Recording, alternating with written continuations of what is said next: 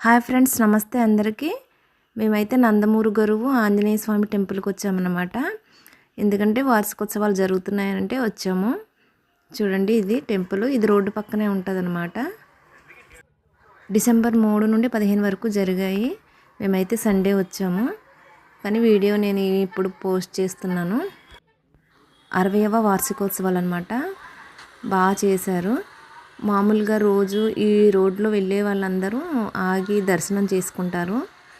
Road పక్కనే ఉంటుందన్నమాట temple. ఈ టెంపుల్ అయితే పాలకొల్లు నుండి భీమవరం వెళ్ళే దారిలో ఉంటుందన్నమాట. మెయిన్ రోడ్డుకే. శృంగవృక్షం ఉంటుంది కదా, రైల్వే స్టేషన్ దగ్గరకే అనమాట. ఇది గుడి వెనక అనమాట. దర్శనం చేసుకున్న తర్వాత కాసేపు కూర్చోవడానికి ప్లేస్ అది బాగుంది.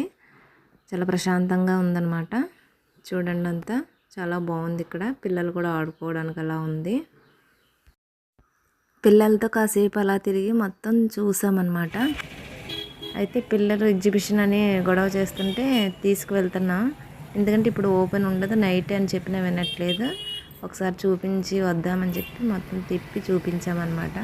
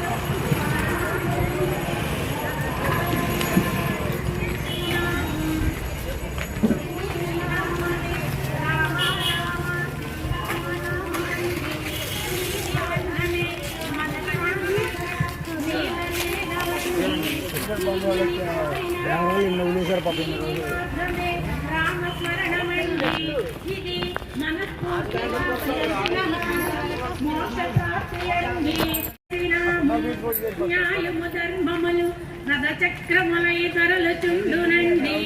రమ్యమైన మహాపాపములు పటాపంచులుగా తీర్చివేయునండి. ఈ మండి రండి రండి మనుల మాణిక్య మంచముత్యముల రథము చేసినాము.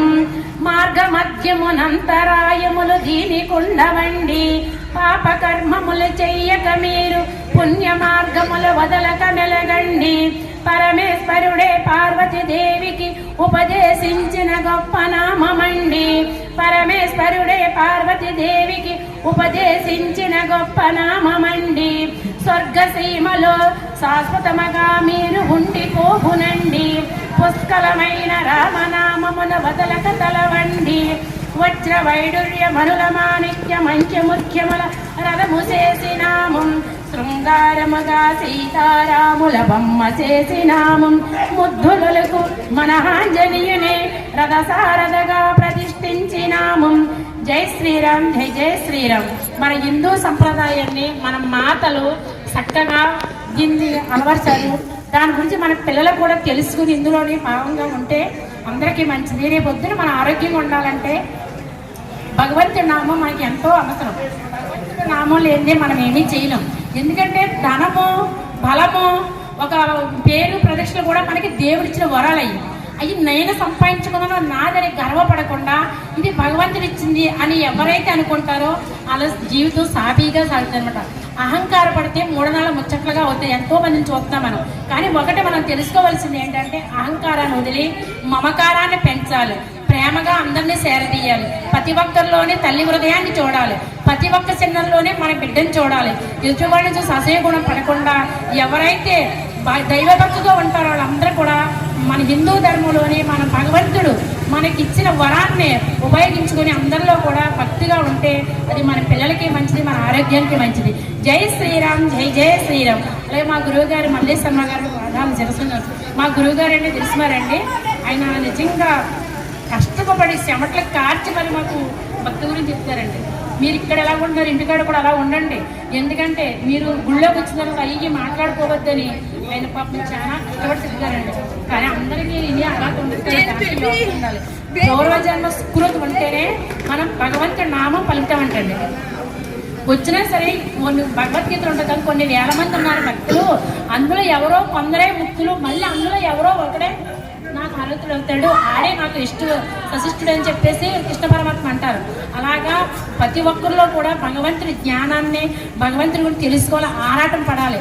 పొత్తుడే లెగ్గానే ఆడకూతురైనా మగపిల్లవాడు ఎవరైనా సరే పూజేముడికి దండం పెట్టుకుని బయటకు వచ్చి ఇంట్లో పనులన్నీ అయిన తర్వాత స్నానం చేసి ఒక దీపం పెట్టుకో, లేకపోతే తులసమ్మకి నీళ్ళు వేసుకుని పువ్వు పెట్టుకుని పని స్టార్ట్ చేయండి. మీకు ఆరోగ్యం ఉంటుంది, షుగర్ బీపీలు కూడా ఉండవు. ఎందుకంటే భగవంతుడి నామాన్ని స్మరించకుండా పని చేయండి. ఇది స్నానం చేసి కూడా భగవంతుడి నామాన్ని స్మరిస్తా జై శ్రీరామ, హరే రామ హరే రామ, రామ రామ హరే హరే, హరే కృష్ణ హరే కృష్ణ, కృష్ణ కృష్ణ హరే హరే అని జంకమాడాలంటండి. అలా జంకమాడితే మన శరీరంలో మాలిన్యం తొలగి మనం పవిత్రం అవుతాం. పిల్లలకి హాస్పిటల్ పాలు అవ్వకుండా ఉండాలంటే మనిషి పొద్దుడ ముందర లేగాలి. ఎవరైనా సరే ఆడ మగని కాదు, పొద్దుడ ముందర లెగితేనే ఆ సూర్యకిరణాలు మన మీద పడేటప్పుడు సూర్య నమస్కారం చేసుకోండి. మీరు ఎంత తేజస్కోమంటారో ఆ సూర్యకిరణాల వల్ల మనలో ఉన్న లోపల ఉన్న దోషమంతా పోతుంది అనమాట. అది మనం ఆ టైం ఇవ్వం మనం. ఎందుకంటే ఏదేదో పనులు చేసుకుంటాం. ఎందుకు పనికిరాని పనులు, ఎందుకు పనికిరాని వంటలు, ఏదో సమయానికి ఆకలైనప్పుడు అది మన ఇంట్లో మాకు కూడా బయటకు వెళ్ళిన వాళ్ళకి వంట చేసి పంపేసి మనం కూడా చేసుకోవచ్చు. ఇది టైంతో నిమిత్తం లేదు. ఎందుకంటే మన సంవత్సరం అంటే యజ్ఞులు అంటే మీ అందరికీ తెలుసు అనుకోండమ్మా, నేను చెప్తానని ఏమనుకోండి. సంసారాన్ని భర్తని గౌరవించాలి, అత్తమామని గౌరవించాలి. మన తల్లిదండ్రులు పుట్టి మనం వాళ్ళ కడుపును పుట్టినందుకు పలానోళ్ళు కూతురు, పలానోళ్ళు ఇంటి కోడలు అనే పేరు తెచ్చులా బతకాల తప్ప అహంకారంతో ఆవేశంతో ఏదేయో మాటలని మన ఇంట్లో వాళ్ళు ఎదురుపాలు చేసి మన గుళ్ళకి వెళ్ళినా ఇలాంటి సత్సంగాలకు వచ్చినా ఏం చేసినా మనకి ప్రయోజనం ఉండదు. ఎందుకంటే ఇంట్లో వాళ్ళకి తీసుకుపోలేనప్పుడు మనం ఎక్కడికో ఏదో చేస్తే మనకేమి పొరుగుతారు తల్లి. ఒకటే ఇంట్లో తల్లిదండ్రులు మన తల్లిదండ్రులకి కష్టపడి పెంచుకునే హక్కు ఉంటేనే మనం దేవుడి గుడికి వెళ్ళాలి. ఎందుకంటే ఇంట్లో వాళ్ళు పెట్టి దేవుడి దగ్గరికి వెళ్ళి పొడిపొడి దండాలు పడితే దేవుడు ఆశించాడు. కృష్ణ పరమాత్మ అంటాడు, ప్రతి కులములోని, ప్రతి మతములోని, ప్రతి ఒక్కళ్ళలోని నామని చూడండి. దేవుడు అనేవారు ఎవరో లేరు, ధర్మమే దేవుడు. కృష్ణ పరమాత్ముడు కూడా మానవ అవతార వ్యక్తి, రాముడు కూడా మానవ అవతార వ్యక్తి. ఏంటంటే మానవుడే మాధవుడు అని ఎవరైతే తెలుసుకుంటాడో ప్రతి ఒక్కరు హృదయంలోని, ప్రతి ఒక్కరు హృదయంలోనే పరమాత్ముడు ఉన్నాడు. శ్రీరామచంద్రమూర్తిని తెలుసుకుని ఆంజనేయ స్వామి ఎంత గొప్పవాడు అయ్యాడమ్మా. నిజంగా ఆయన దేవుడు ఎప్పుడు కూడా రామనామం పలుకుతుంది కదా. ఆయన చూసే కదా మనం ఇవాళ ఎంత అత్యాసంగా ఉన్నామంటే ఆ ఆంజనేయ స్వామి భక్తి వల్లే కదా. అలాగా ప్రతి ఒక్కరికి ఇంట్లో వాళ్ళని ప్రేమించండి.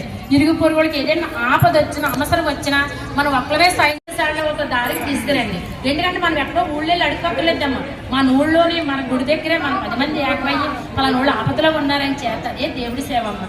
భగవంతుడు కూడా అదే అంటాడు, ఎవరిని కూడా ఉసురు పెట్టద్దు, ఎవరి కర్మల కొద్ది వాళ్ళ కష్టాలు పడితే ఎవరిని ఎంచకూడదు, అయ్యో అది ఆడుతూ వెళ్ళిపోద్ది.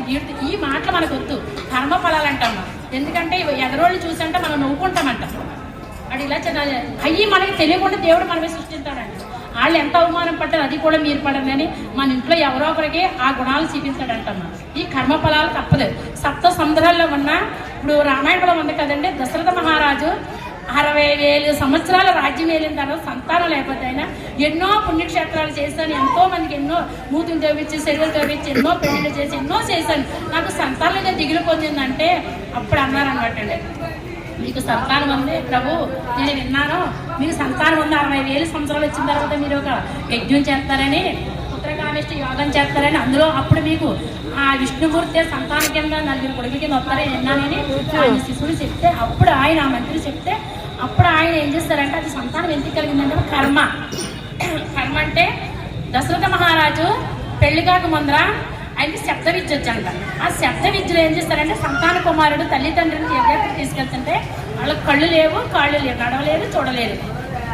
ఇప్పుడు తండ్రి దాహంగా ఉంది నాకు నీళ్లు తీసుకురాని ఆయన అంటే వాళ్ళు అక్కడ కావుడు దింపు ఆయన ఏం చేస్తారంటే నీళ్ళు కోసం వెళ్ళారంటమ్మా. ఓ నదిలో దిగి, మీకు అందరికీ తెలుసు అనుకోండి, కర్మ గురించి చెప్తున్నారు.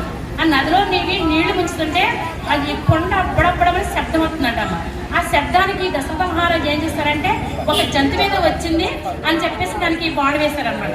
బాణ పెట్టినా నేను డొక్కలో దిగేసి తల్లిదండ్రులకి నీళ్లు పట్టుకెళ్తారన్నాను. రామాత్మ నాకు ఇంతరానే నాకు ఈ జీర్ణం వెళ్ళిపోయేలా ఉంది, జీవి ఈ శరీరాన్ని వదిలి నా తల్లిదండ్రులు దాకా ఎలా తీరాలని చెప్పి అన్నారు తప్ప నేను అయ్యో ఇలాగ అయిపోతుందని బాధపడలేదంటే.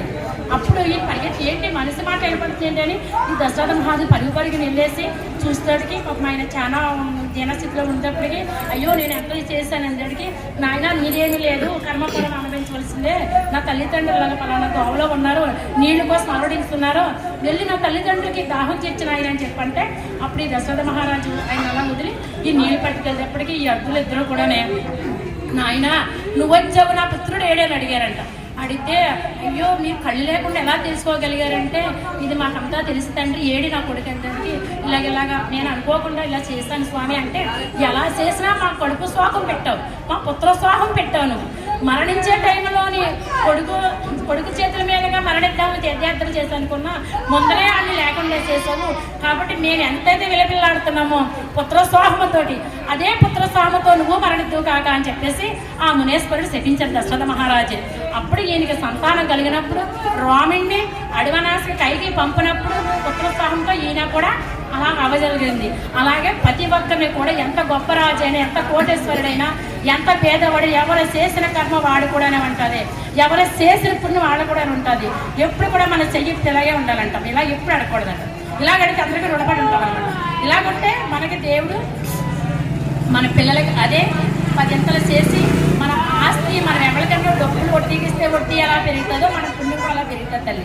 ప్రతి ఒక్కరు కూడా తెలుసుకోవాల్సిందే.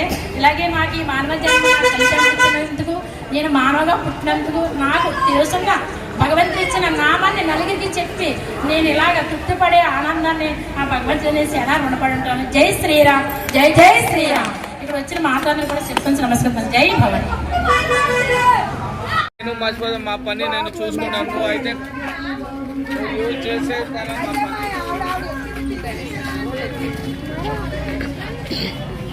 చూడండి ఇక్కడ జీడ్లు అయితే ఫ్రెష్గా తయారు చేస్తున్నారని వచ్చాం తీసుకోవడానికి. బాగున్నాయి అనమాట, తీసుకున్నాం, చాలా టేస్ట్ ఉన్నాయి. చిన్నప్పుడు చాలా ఎక్కువ తినేవాళ్ళం అనమాట, ఇలా జాతరలు ఎక్కువ దొరికాయి. నైట్ టైం అయితే ఇంకా ఎగ్జిబిషన్స్ కూడా ఓపెన్ ఉంటాయి కాబట్టి చాలా బాగుండేది. మేమైతే డే టైంలో వచ్చాం కాబట్టి ఏం లేవు ఇప్పుడు, కొన్ని షాప్సే ఓపెన్లో ఉన్నాయి. నైట్ అయితే లైటింగ్ ఇదంతా బాగుంటుంది. వీడియో నచ్చితే లైక్ చేయండి. Thank you for watching. అయిపోయిందండి అంతా చూసి ఇంకా మేమైతే ఇంటికి వెళ్ళిపోతున్నాము. Bye bye. Thank you for watching.